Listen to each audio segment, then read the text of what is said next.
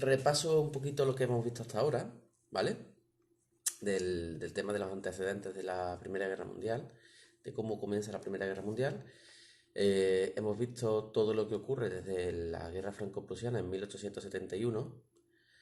Eh, re- a ver, es complicadillo, pero vamos, lo voy a intentar simplificar y hacerlo despacito para que nos entendamos, ¿vale? No os preocupéis. De todas maneras, aquí estoy para repetirlo las veces que haga falta. Bueno, el- decía que antes de meternos de lleno con el desarrollo de la guerra mundial, vamos a repasar un poquito qué es lo que hemos visto hasta ahora, ¿vale?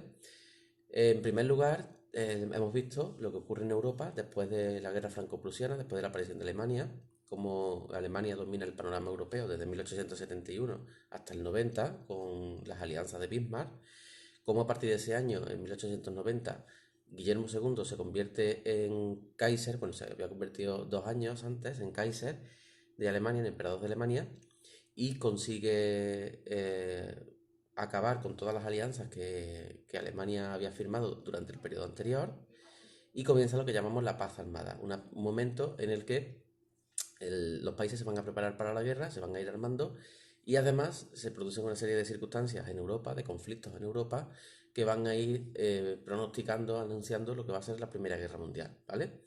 Y por eso estuvimos viendo las causas de la Primera Guerra Mundial, como la- los conflictos territoriales que hay en los Balcanes, ya sabemos, las crisis balcánicas, los conflictos territoriales que hay en las distintas colonias, la conflictividad que hay económicamente entre Alemania y Gran Bretaña, y luego los sistemas de alianzas que se van haciendo antes de la Primera Guerra Mundial, ¿vale? Le tengo aquí un mapita para empezar. Bueno, ahora después pondré los mapitas. eh, para saber o para entender por qué la Primera Guerra Mundial fue tan destructiva, tenemos que tener en cuenta las características que tiene esta guerra. Esta guerra fue el principio de se puede considerar la primera gran guerra moderna, ¿vale? Hasta este momento los ejércitos, aunque ya hubo alguna guerra que no lo fue así, pero no mantuvo un ámbito tan amplio como la Primera Guerra Mundial, al principio, en las guerras anteriores a la Primera Guerra Mundial, los ejércitos se enfrentaban en un campo de batalla, ¿vale? En una batalla concreta, eran derrotados o no, o eran vencidos, e iban avanzando hacia un frente, hacia el enemigo, ¿vale? ¿Qué pasa en la Primera Guerra Mundial? Pues que el modelo de guerra, el tipo de guerra va a cambiar sustancialmente, ¿vale? Ahora digo el título, José Luis. Porque estoy haciendo un resumen de lo que hemos visto hasta ahora. El título es el desarrollo, características y desarrollo de la Primera Guerra Mundial. ¿Vale? Sí, Noelia, todo esto es retomar y ver hasta qué punto, en qué punto estamos. Digo que antes de la Primera Guerra Mundial, pues se producen una serie de circunstancias en Europa que van a llevar precisamente a enfrentarse en la peor guerra de la historia hasta ese momento, ¿vale? La Primera Guerra Mundial solo ha sido superada a nivel bélico por la Segunda Guerra Mundial, ¿vale? Bueno, es que repaso un poquito las alianzas. De hecho, voy a empezar ya a poneros la pantalla del ordenador y empiezo a explicar por ahí para que sea un poquito más gráfico, porque para entender la Primera Guerra Mundial tenemos que verlo gráficamente, ¿vale? La tengo por acá. Ahí. Bueno, no sé si se ve bien, se ve muy oscuro. ¿Cómo estaba Europa? Vamos a ponerlo así. Ahí. ¿Cómo estaba Europa antes de la Primera Guerra Mundial? Bueno, pues recordad que antes de la Primera Guerra Mundial se habían establecido una serie de alianzas. Bueno, aviso, a partir de ahora ya es lo que vamos a dar hoy, ¿eh? Así es que empezamos. Se acaba el resumen. La, la Primera Guerra Mundial va a enfrentar, como ya he dicho, a multitud de países, no solo europeos, sino mundiales. Aunque nosotros nos vamos a centrar principalmente en lo que ocurre en Europa, ¿vale? Deciros que la guerra no solo se desarrolla en Europa, aunque yo no voy a entrar en las batallas que se producen en África o en otros lugares o en otros lugares del mundo, porque el campo de batalla principal es Europa.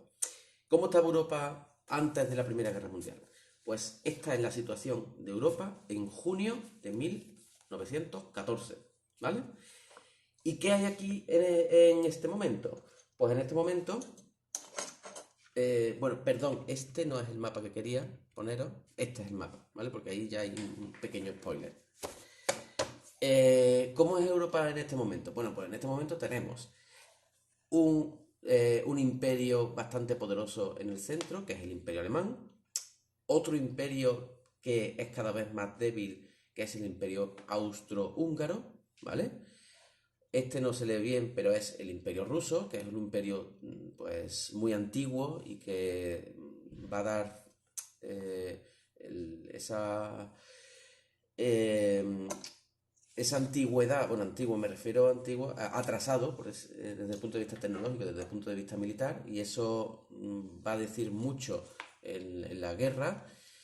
Tenemos los Balcanes, donde ya han aparecido un montón de países. Bosnia y Herzegovina, como vimos el otro día, está dentro del Imperio Austrohúngaro desde 1908, desde la crisis de 1908. Rumanía, que también se ha separado del Imperio Otomano, Bulgaria, Serbia, Albania, Montenegro y Grecia, ¿vale? Aquí, en esta zona de aquí, tenemos al Imperio Otomano, al Imperio Turco, lo que hoy día sería Turquía, ¿vale? Italia, Francia, Bélgica, Países Bajos, Reino Unido, ¿vale? Ya no. ¿Cómo se relacionan los países antes de la Primera Guerra Mundial? Pues como ya sabemos, existen dos grandes alianzas. Por un lado, la alianza de los imperios centrales, o la triple alianza, que unía al imperio alemán, al imperio austrohúngaro y a Italia, ¿vale? Y Rumanía, también se había unido esta gente. Por otro lado, tenemos a la Triple Entente Cordiale, que une a Francia, al Reino Unido y al Imperio Ruso. Y de estas dos alianzas, eh, recordad que van a salir los dos grandes grupos de combatientes. Por un lado, los aliados, Reino Unido, Francia y Rusia, son el origen de los aliados.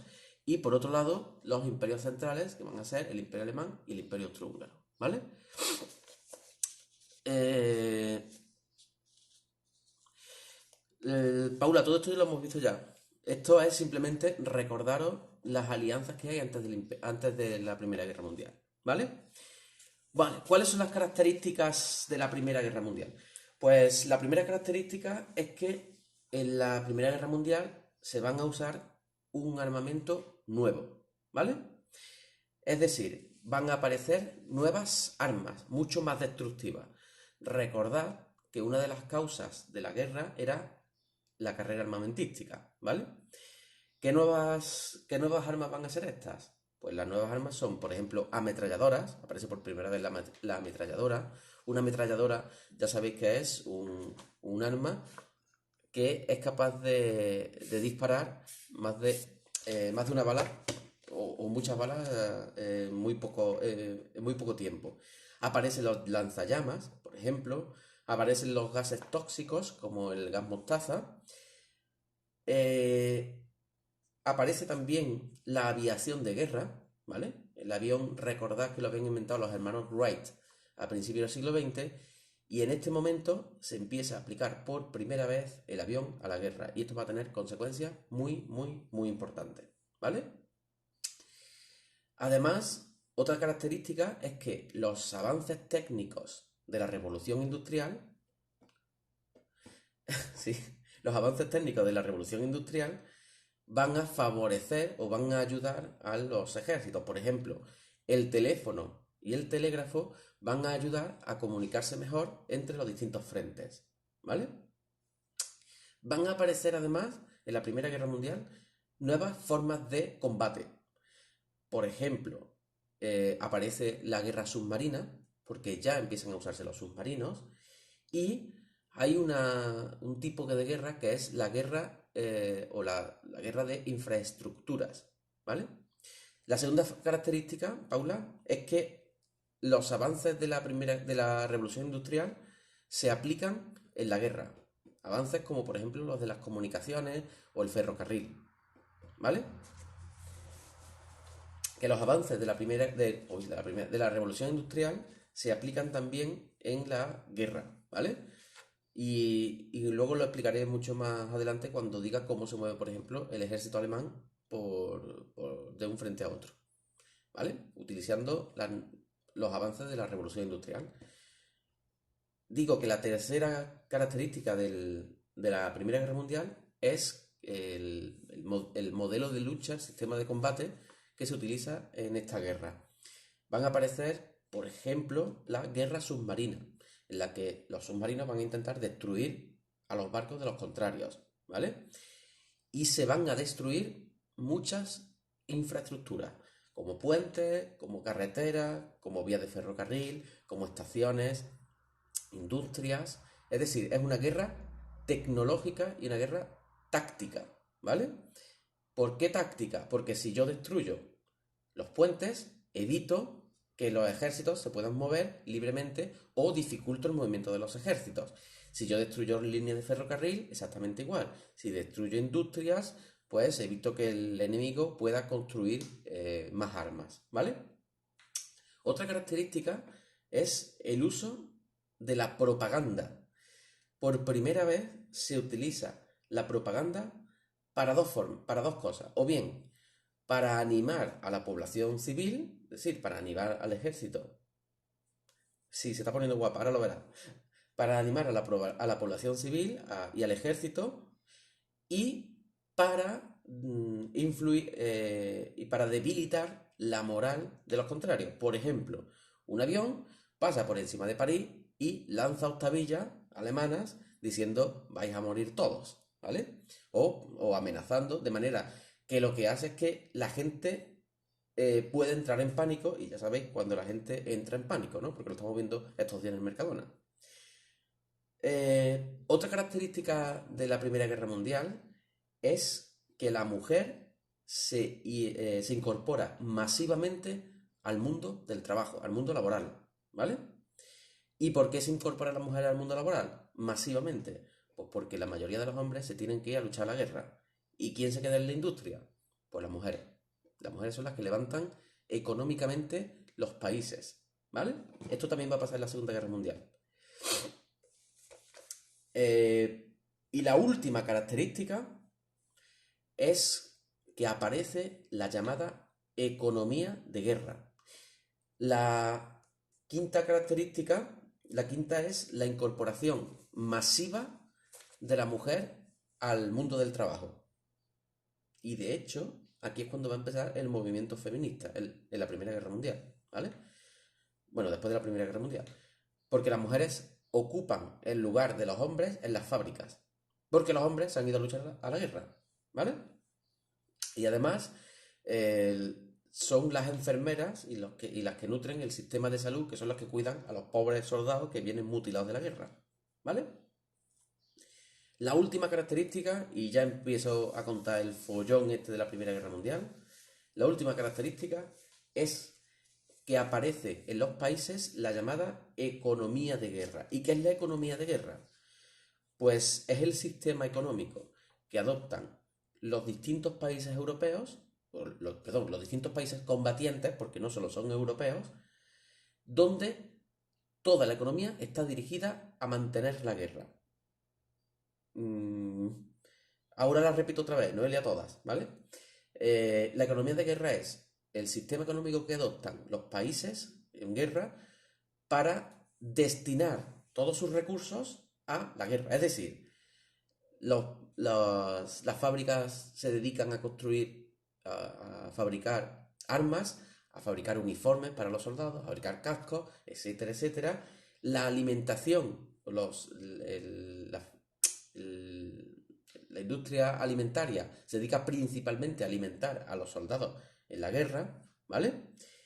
la inversión estatal para la guerra y la población civil sufre racionamiento. Es decir, la población civil, la gente que está en su casa, tiene escasez de comida y escasez de otros productos, porque se dedican principalmente a la guerra, ¿vale?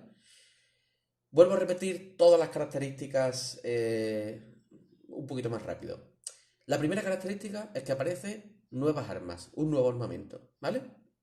Armas mucho más destructivas. La segunda característica es que los avances técnicos de la revolución industrial se aplican en la guerra, en los ejércitos. La tercera característica es que aparecen nuevas formas de combate, ¿vale? Como el combate submarino o la destrucción de infraestructura. La cuarta característica es el uso de propaganda, tanto para animar a los míos como para influir miedo en el contrario.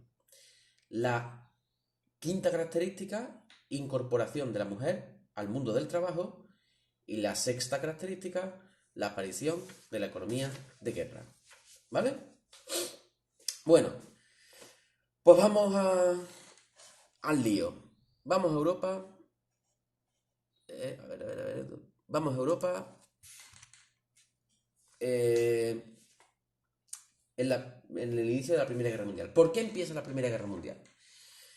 Pues la Primera Guerra Mundial empieza porque en junio de 1914 asesinan al heredero al trono de Austria-Hungría en Sarajevo, ¿vale? Es decir, en Sarajevo le pegan un tiro al heredero al trono austrohúngaro. ¿Y cómo se llamaba este chaval? Pues se llamaba Francisco Fernando, que lo voy a poner aquí. Francisco Fernando de Austria, ¿vale? Y su esposa Sofía son asesinados, si carga esto, son asesinados en junio de 1900, no sé si veis ahí, ahí está, Francisco Fernando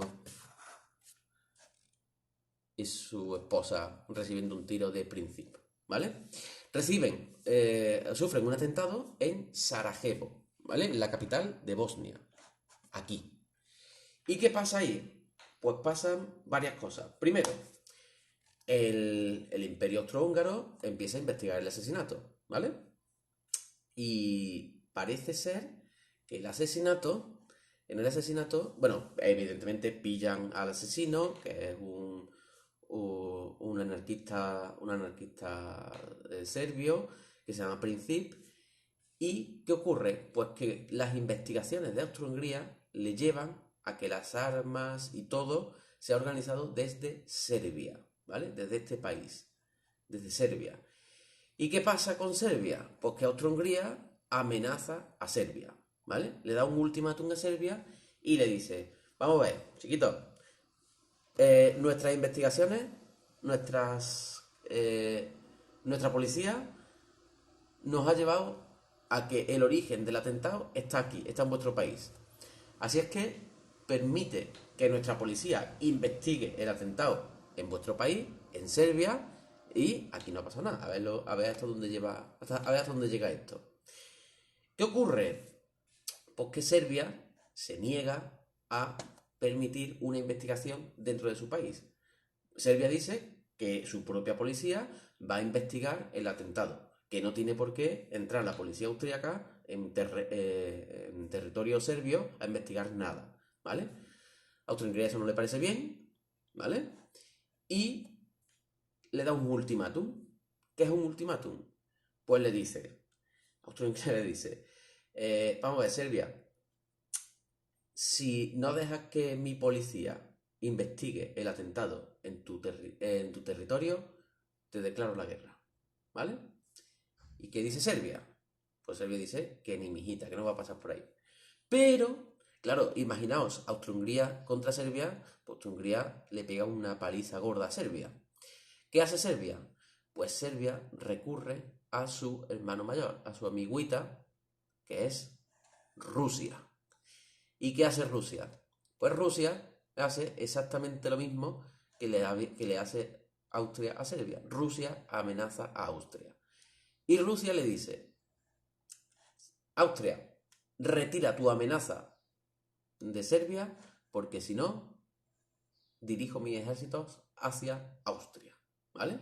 Y de hecho, Rusia empieza a movilizar, porque ya ve que esto se va a liar gordo, empieza a movilizar sus ejércitos desde el interior de Rusia para que lleguen a la frontera con Austria, ¿vale? Austria se acojona y ¿a quién ayuda? ¿Y a quién pide ayuda? A Alemania. ¿Y qué hace Alemania? Pues Alemania le dice a Austria, tú no te preocupes, tenemos aquí nosotros nuestro pedazo triple alianza, ¿vale? Y Alemania amenaza a Rusia a que desmovilice sus tropas y que quite y que levante el ultimátum que le ha puesto Austria-Hungría, ¿vale? Pero es que Alemania, además, hace una cosa.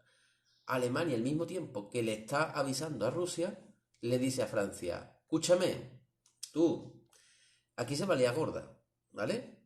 Tú y yo no nos llevamos muy bien, pero si yo empiezo una guerra con Rusia y yo sé que tú tienes una alianza con Rusia, más te vale no intervenir en la guerra, ¿vale? Es decir, Alemania amenaza a Rusia y amenaza a Francia. A Rusia le dice que desmovilice sus ejércitos y a Francia le dice que ni se le ocurra ayudar a Rusia en la futura guerra.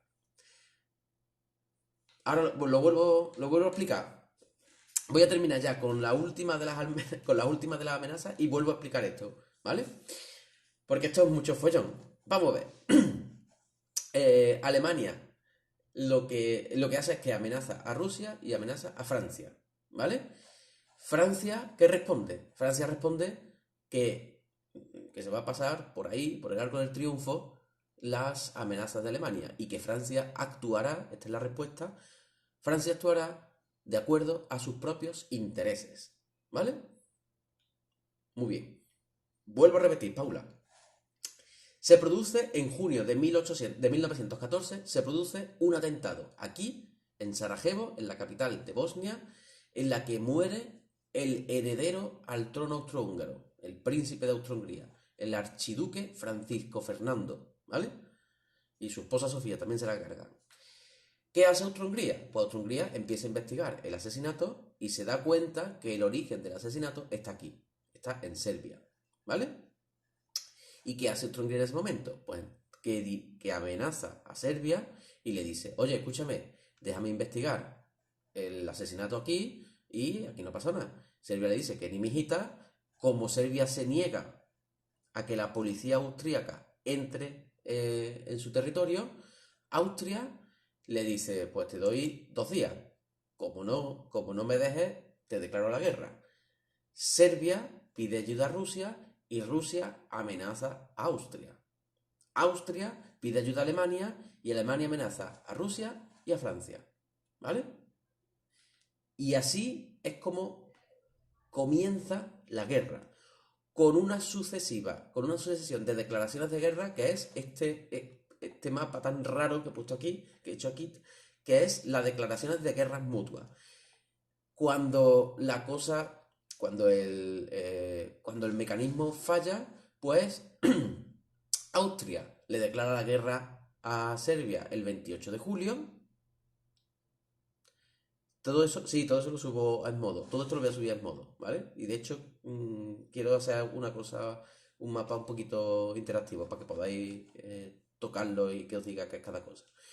Si me da tiempo. Austria le declara la guerra a Serbia el 28 de julio. Rusia le declara la guerra a Austria el 30 de julio. Alemania le declara la guerra a Rusia el 1 de agosto. Y 2 días después se la declara a Francia. ¿Vale? Es decir, Alemania le declara guerra a Rusia y a Francia. Y empieza la invasión de Francia y para invadir Francia tiene que pasar por Bélgica y por lo tanto, sin declarar la guerra a Bélgica, invade Bélgica. ¿Qué pasa?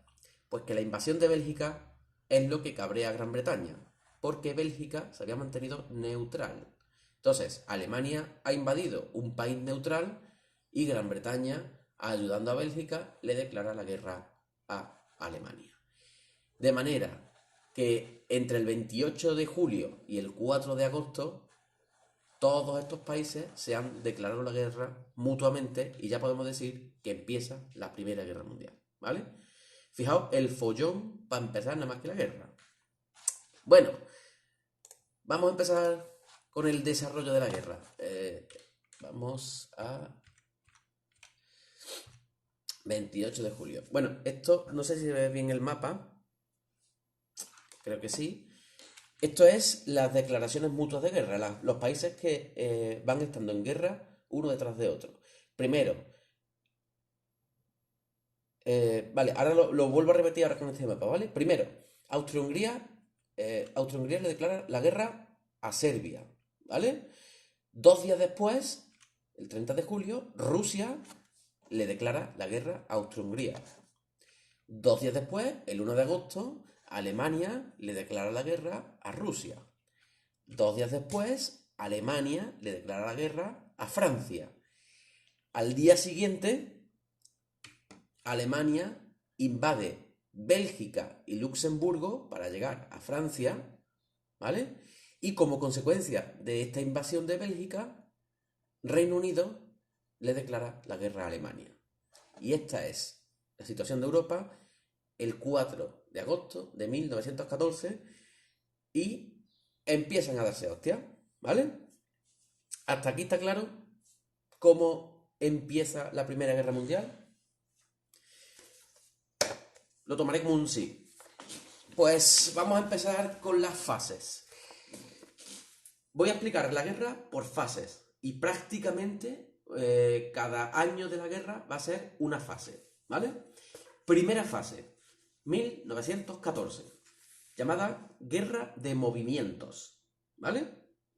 ¿Y qué es la Guerra de Movimientos?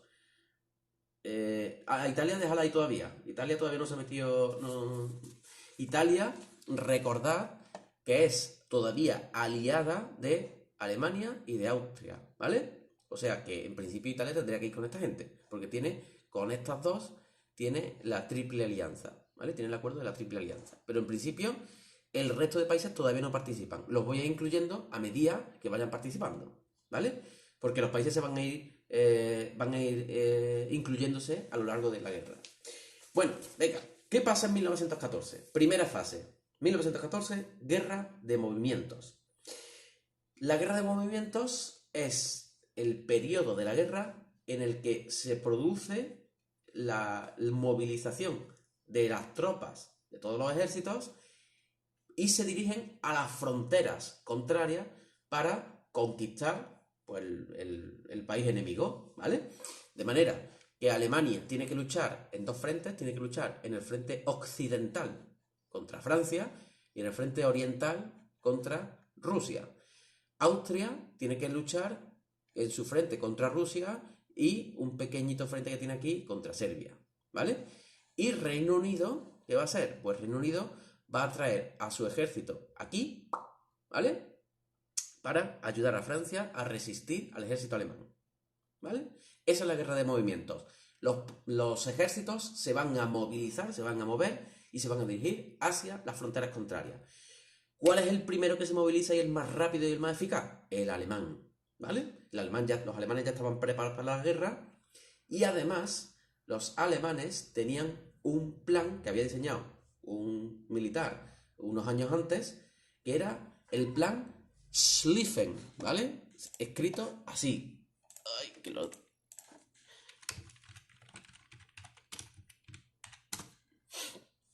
Schlieffen, ¿vale? Que lo había diseñado este tiparraco, el Alfred von Schlieffen, ¿vale? Que había sido el jefe del Estado Mayor del Ejército Alemán hasta 1913, ¿vale? Que la diña un año antes de la guerra, ¿vale? ¿De qué no te enteras, Noelia? Sí, vamos a ver, vamos otra vez aquí. Primera fase de la guerra.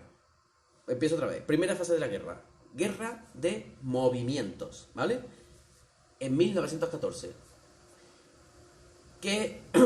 Venga, vuelvo otra vez. Guerra de movimientos, 1914. ¿Qué pasa en esta fase? En esta fase lo que ocurre es que los ejércitos se dirigen a sus respectivas fronteras, ¿vale?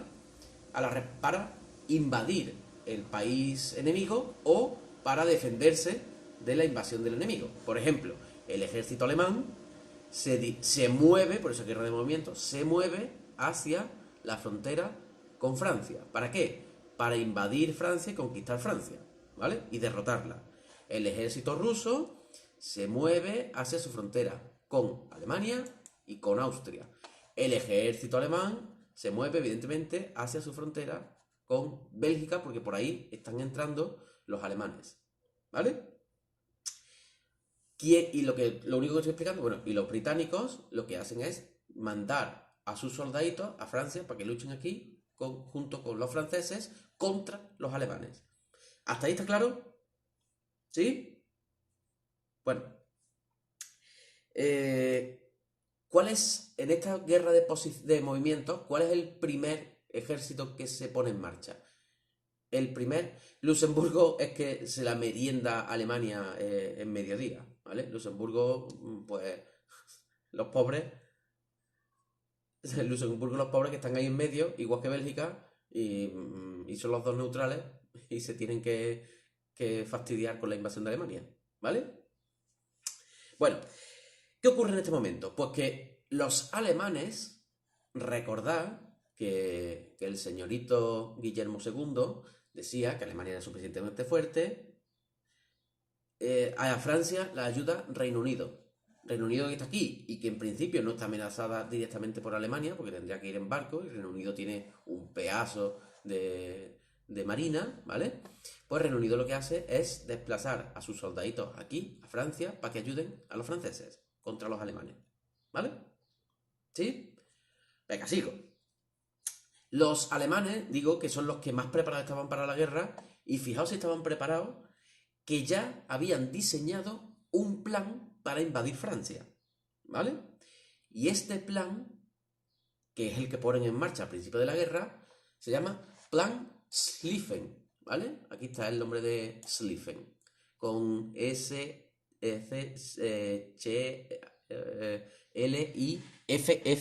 joder, madre mía, S-C-H-L-I-E-F-F-E-N, madre mía, con los alemanes. Plan Schlieffen, ¿vale? ¿En qué consiste el plan Schlieffen? Pues el plan Schlieffen consiste en utilizar todo el ejército alemán o la mayor parte del ejército alemán, ¿vale? Para invadir Francia. Es decir, invadir Francia con la mayor parte de la fuerza alemana. ¿Pero cómo? Pues invadir Francia no por la frontera que tenía Alemania con Francia, que lo más lógico sería esta, ¿verdad? Los alemanes tienen una frontera con Francia y lo más lógico sería atacar por aquí. Por cierto, aquí es donde está Alsacia y Lorena, la región que le había quitado Alemania a Francia. ¿Pero qué pasa?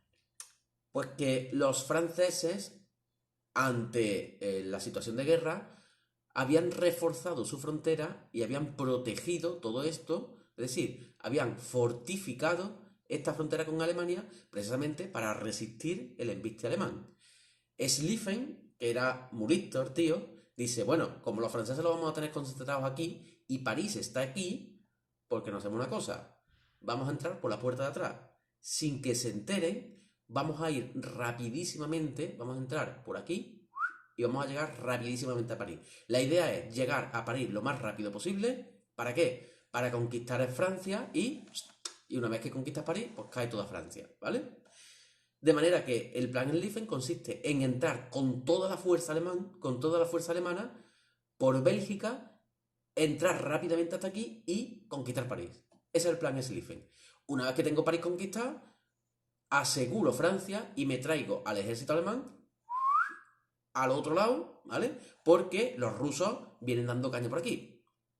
¿Por qué atacar primero a Francia y después a Rusia? ¿Por qué no atacar primero a Rusia, que fijar pedazo de país que es, que me puede pegar una paliza?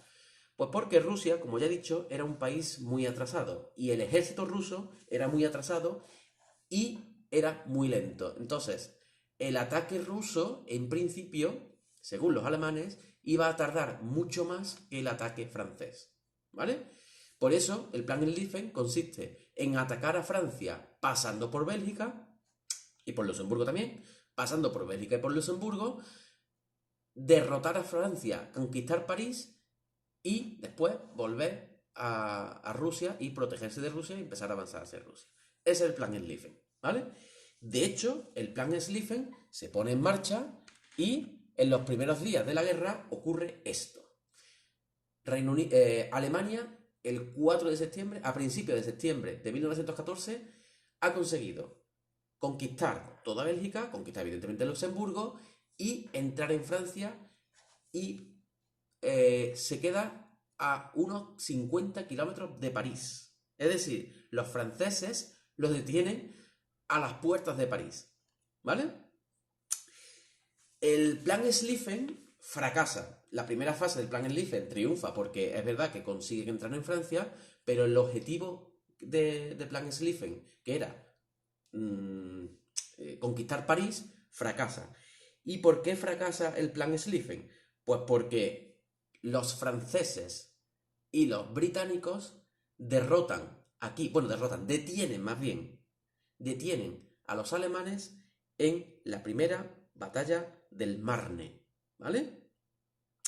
De manera que los alemanes no pueden seguir avanzando porque toda la fuerza francesa y británica está deteniéndolos aquí, ¿vale? En la batalla del Marne, ¿vale? ¿Qué ocurre? Pues que el frente se estabiliza aquí, es decir, los alemanes no pueden avanzar más allá de esto, a pesar de que lo intentan y empiezan a dar caña. Problema, porque mientras estamos luchando aquí, se nos está haciendo tarde y fijaos lo que ha pasado aquí. No sé si entendéis cómo he hecho este mapita. Los colores oscuros son los países, ¿vale? Y los colores claros son aquellas regiones, aquellas zonas que los países han conquistado de otros. Por ejemplo, aquí está en rosita o en rojo claro lo que Alemania ha conquistado en Francia, ¿vale? Y aquí en azul clarito lo que Rusia le ha conquistado en este momento a Alemania y a Austria-Hungría, ¿vale? Muy bien. Continúo. ¿Qué pasa una vez que la batalla del Marne ha fracasado por los alemanes? Una vez que los alemanes no han podido conquistar Francia. Pues que dice, chiquillos, vámonos, que esto se está poniendo crudo, porque los rusos ya han entrado aquí, ya han entrado en Prusia Oriental, ¿vale? A los rusos ya los tenemos dentro de Alemania. Y entonces, una parte del ejército alemán, 4 divisiones del ejército alemán, se dirigen rapidísimamente hacia el frente oriental para derrotar a los rusos aquí, ¿vale? ¿Y qué pasa? Pues ustedes imaginaos, ¿sabéis la distancia que hay de aquí a aquí? Aquí hay unos 1200 kilómetros, unos 1200, 1300 kilómetros. ¿Cómo se mueve un ejército como el alemán tan rápidamente de aquí a aquí? Pues porque los alemanes, que eran muy cucos, durante su revolución industrial se habían dedicado a construir redes ferroviarias por toda Alemania. De manera que en este momento Alemania era el país que más kilómetros de tren tenía. ¿Y para qué era eso? Pues simplemente para poder mover al ejército alemán rapidísimamente en tren por todo su territorio. Y no hacer como hacían estos, que prácticamente iban andando, y estos que también iban andando. ¿Vale? De manera que los alemanes cogen a su ejército, lo montan en tren y se lo llevan aquí, ¿vale? Y aquí consiguen derrotar a los rusos en 2 batallas. La batalla de los lagos Masurianos, ¿vale? Y la batalla de Tannenberg, con 2 Ns, Tannenberg. Tannenberg, ¿vale? Batalla de los lagos Masurianos y batalla de Tannenberg. Y echan a los rusos del territorio alemán, ¿vale? No solo los echan, sino que además, fijaos, que ya empiezan además a conquistar parte del territorio ruso. ¿Y qué ocurre a finales de octubre de 1914? Pues que los frentes se estabilizan. Eso no... ¿Qué quiere decir eso, Paula? No lo entiendo.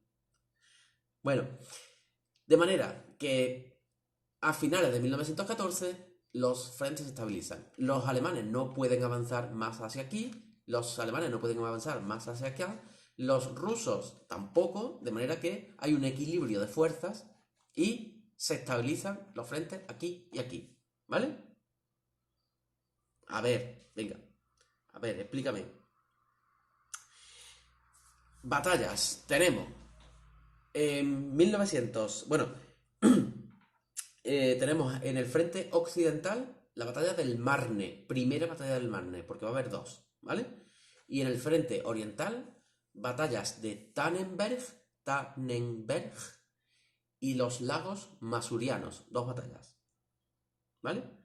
Con T, Kannenberg, vale, Kamenberg no, es así, vamos, os lo voy a escribir. Tannenberg, ¿vale? Batalla de Tannenberg. Esta. Y batalla de los lagos masurianos. ¿Cómo lo he escrito yo? Masurianos. Aquí. Primera batalla de los lagos masurianos. ¿Vale?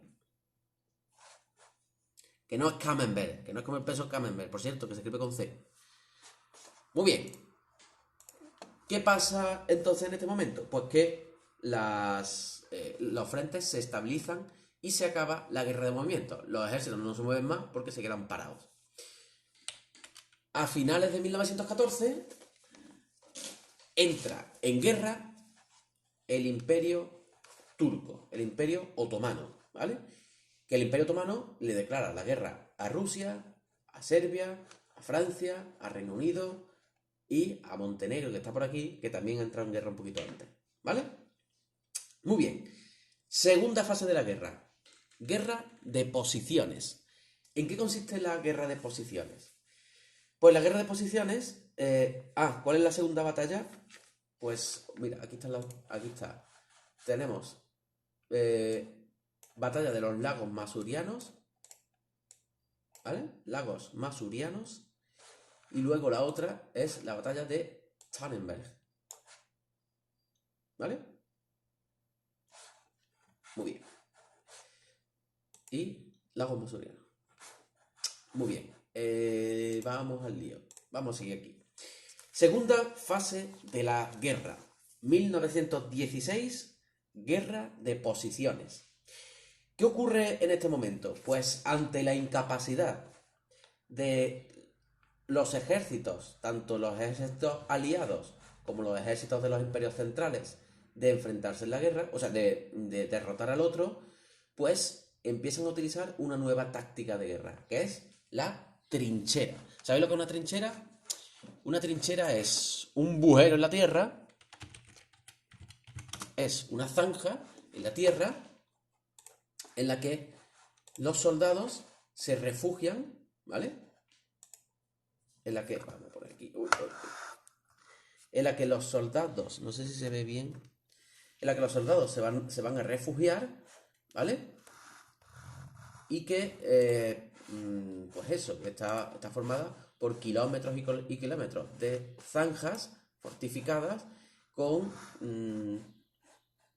campamentos subterráneos, con almacenes, con sitios para dormir los soldados, con polvorines, etcétera, etcétera. Es decir, ante la incapacidad de poder seguir hacia el frente, lo que hacen es que fortifican el frente. Es decir, hacen una serie de zanjas en la tierra y las fortifican para evitar, uno, que la segunda fase de la guerra se llama guerra de posiciones. Para evitar, uno, que el ejército contrario pueda avanzar sobre mis líneas y dos, que poder proteger a mis soldados, ¿vale? Guerra de posiciones, eso es.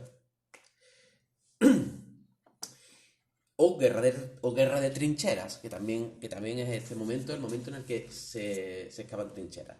¿Y qué ocurre? Pues que, claro, como no podemos superar las líneas enemigas por aquí, ¿qué hacen en este frente? Pues en este frente empieza la que se llama la carrera hacia el mar, ¿vale? la carrera hacia el mar, que es intentar superar al enemigo, ¿vale? De manera que se dirigen hacia el norte, los ejércitos empiezan a dirigirse hacia el norte buscando un sitio, buscando un punto débil por el que poder entrar por aquí, y esto hace lo mismo. Van por aquí, por aquí, por aquí, intentando buscar un sitio por donde atacar, hasta que llegan al Mar del Norte, ¿vale? Y cuando llegan al Mar del Norte, pues se dan cuenta que, porque no se pueden superar. De manera que toda esta línea que va desde los Alpes, desde Suiza, todo esto que veis aquí, que va desde los Alpes hasta el Mar del Norte, hasta el Estrecho de Dover, todo esto va a ser una trinchera enorme, pero enorme, que en realidad son un montón de zanjas que cavan franceses y británicos por aquí y alemanes por aquí, ¿vale? En esta zona de aquí también hay trincheras, pero no son tan importantes, no son tan potentes como esta. Aquí hay mucho más movimiento que aquí, ¿vale? Y como no se pueden derrotar unos a otros, pues cuando se pone en marcha la... sí, la carrera hacia el mar es simplemente que mi ejército viene por aquí, ¿vale? Mi ejército viene por aquí y se encuentra con el ejército francés aquí. ¿Qué hago? Pues voy a intentar rodearlo. ¿Cómo lo rodeo? Pues voy a intentar ir hacia el norte, ¿vale? Buscando un punto donde no esté defendido, para un punto débil, para poder entrar aquí, ¿vale? Los franceses hacen lo mismo. Van avanzando hacia el norte y a medida que van avanzando van atrincherando todo esto, ¿vale? Van cavando zanjas aquí. ¿Y qué ocurre? Porque llega un momento en que los dos se encuentran con el inicio del Canal de la Mancha, con el Estrecho de Dover, que es este, con el Mar del Norte, que es el que, pues dice, oye, que se acaba la tierra, que ya está, que no podemos superar, ahora tenemos que luchar en el mar, ¿vale? Eso es la carrera hacia el mar. La búsqueda de un punto débil del enemigo para superar sus líneas y poder pillarlo por detrás y poder embolsarlo, ¿vale? Muy bien. ¿Por dónde? ¿Qué estaba diciendo? Vale, digo que las trincheras se levantan en el frente occidental y en el frente oriental, ¿vale? Pero son más importantes las del frente occidental, porque lo que hacen es que se fortifican con trincheras toda esta línea que veis aquí, ¿vale? Lo que va desde los Alpes hasta el Mar del Norte, ¿vale? Todo eso es una trinchera enorme que va de norte a sur. Muy bien. Como no pueden superarse, pues empiezan a utilizar nuevas tácticas, las nuevas tácticas de guerra que os he dicho antes, empiezan a utilizar los nuevos armamentos para derrotar al enemigo.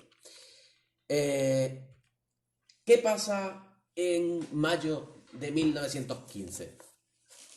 Pues en mayo de 1915 lo que pasa es que Italia entra en guerra. Y fijaos lo que ha pasado, que me preguntaba antes José Luis. ¿Qué ha pasado con Italia? Pues que Italia traiciona a los alemanes y a los austriacos y se pasa al bando aliado, ¿vale? Al bando francés y británico. ¿Y por qué? ¿Y por qué hace esto? Pues porque estos dos, que son mucucos, le convencen a Italia de que le van a dar este territorio de aquí, ¿vale? El Tirol, y todo este territorio de aquí, Istria, que hay mucha población italiana y que es una reivindicación histórica de Italia, y que pues, le dice, oye, si te unes a nosotros, si nos ayudas a derrotar a esta gente, pues te vamos a dar todo esto que pertenece a Austria. Claro, y dice Italia, ¿dónde hay que firmar? Y se une rápidamente al bando de los aliados y traiciona al bando al que pertenecía originariamente, que era el de la Triple Alianza, ¿vale? Vámonos a 1916. Siguiente fase, 1916, guerra de desgaste, ¿vale? ¿Qué ocurre en 1916? Pues ante la imposibilidad, como he dicho antes, de superar las líneas enemigas, de derrotar al enemigo porque hay una trinchera que no nos deja pasar, pues Italia apoya a los aliados, a Francia, a Reino Unido y a Rusia, ¿vale? Digo que ante la incapacidad de poder Vale, bueno, pues luego dile a Noelia que luego lo vea en el directo o en YouTube, que lo voy a poner, ¿vale? Bueno, 1916, tercera fase. Guerra de desgaste. Recordad, 1914, guerra de movimiento, 1915, guerra de posiciones, 1916, guerra de desgaste. ¿Vale?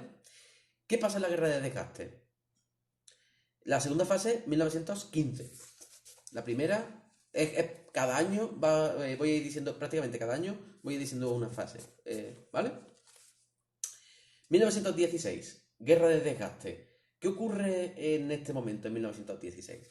Pues que los ejércitos están ya desesperados, llevan un año y medio de guerra y la cosa no funciona, ¿vale? Sobre todo los franceses. Porque fijaos que en 1916, a principios de 1916, los alemanes ya han conseguido conquistar, con la ayuda, eso sí, de los turcos y los búlgaros, han conseguido conquistar ya casi todos los Balcanes, ¿vale? Y ya están avanzando sobre el frente, sobre el frente ruso. ¿Qué ocurre en este momento? Pues cuando se empiezan a usar masivamente las armas que os he dicho antes. Se empiezan a usar los gases tóxicos, el gas mostaza, se empiezan a usar las ametralladoras aquí en el frente, se empiezan a usar nuevas bombas, la aviación, los tanques que intentan superar las trincheras con los tanques. Es la primera vez que se usa los tanques de forma masiva, ¿vale? Aunque antes se ven usar en alguna guerra tanques muy primitivos, el primer uso del tanque realmente empieza en la Primera Guerra Mundial, ¿vale? Y empieza en este momento, en la guerra de desgaste. ¿Por qué se llama guerra de desgaste? Pues porque va a haber una serie de batallas. Vale, Lucía, luego nos vemos. Va a haber una serie de batallas potentes en las que franceses y alemanes van a intentar romper este frente y avanzar hacia las líneas enemigas, ¿vale? ¿Qué ocurre? ¿Qué ocurre en este momento? Pues tenemos dos batallas muy importantes. Tenemos, por un lado, la batalla del Somme, que se escribe Somme.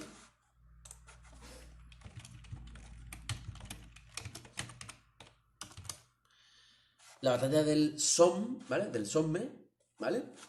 Que es una batalla que tiene lugar entre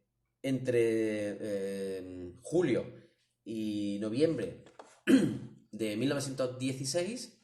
¿Y qué ocurre en esta batalla? Vamos a ver. Ay, me vuelvo ya el mapita. ¿Qué ocurre en esta batalla? Porque en esta batalla no se decide prácticamente nada y hay más de 1 millón de muertos, ¿vale? ¿Y quién lanza esta batalla? Pues esta batalla es un intento desesperado de franceses y británicos de romper el cerco alemán, ¿vale? De romper las líneas alemanas, ¿vale?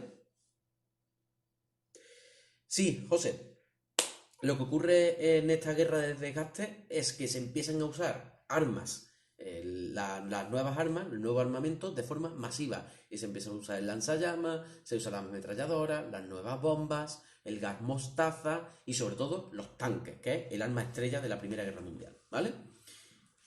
Eso es lo que ocurre. ¿Y cómo se usan? ¿Y cómo se usan estas armas? Pues estas armas se usan en batallas muy, muy, muy destructivas, ¿vale? ¿Qué batallas son? Pues son la batalla del Somme, la batalla del Somme y la batalla de Verdún, ¿vale? La batalla del Somme, que es una batalla que lanzan los aliados para romper el cerco alemán, y la batalla de Verdún, que es una batalla, la mayor batalla de la Primera Guerra Mundial, en la que pues, dura casi todo el año de 1916, pero ¿qué ocurre con estas batallas? Pues que no se decide prácticamente nada, ¿vale? Es decir, en 1916 están enfrascados en dos grandes batallas en los que el frente no se mueve prácticamente nada. ¿Y cómo acaba 1916? Pues 1916 acaba con más de 2 millones de muertos que no sirven absolutamente para nada, ¿vale? También tiene lugar en este momento la llamada Batalla de Jutlandia, que es la primera gran batalla naval de la Primera Guerra Mundial, ¿vale? Que se produce aquí y que es una guerra submarina entre los alemanes, que lanzan sus submarinos, contra los barcos británicos. Evidentemente, Reino Unido le pega un pedazo de paliza en la batalla de Jutlandia y Reino Unido sigue controlando los mares, ¿vale? El que repito, Rafa, porque las batallas de Verdún y la batalla del Somme.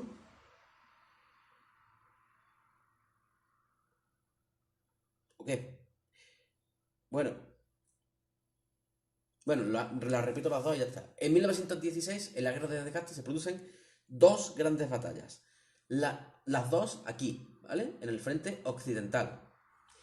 Las dos grandes batallas son la batalla del Somme, ¿vale? Somme, y la batalla de Verdún, escrito con V y acabado en N, Verdún, ¿vale?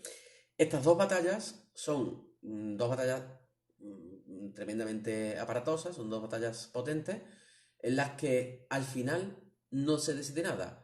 Ni los franceses avanzan sobre los alemanes, ni los alemanes avanzan sobre los franceses. Eso sí, se pierden más de 2 millones de vidas. Más de 2 millones de soldados mueren entre estas dos batallas, ¿vale?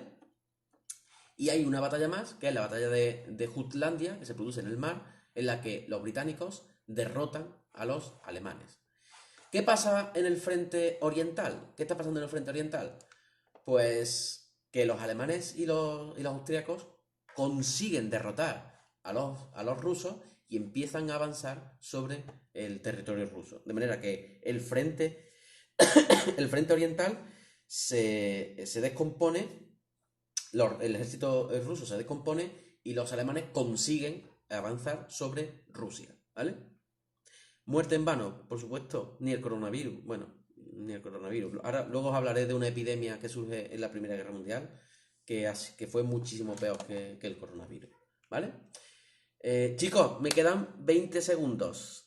Hago un vídeo para concluir, ¿vale? Y termino por lo menos con la tercera fase de la guerra, ¿vale? Venga, nos vemos ahora, chicos. Hasta luego.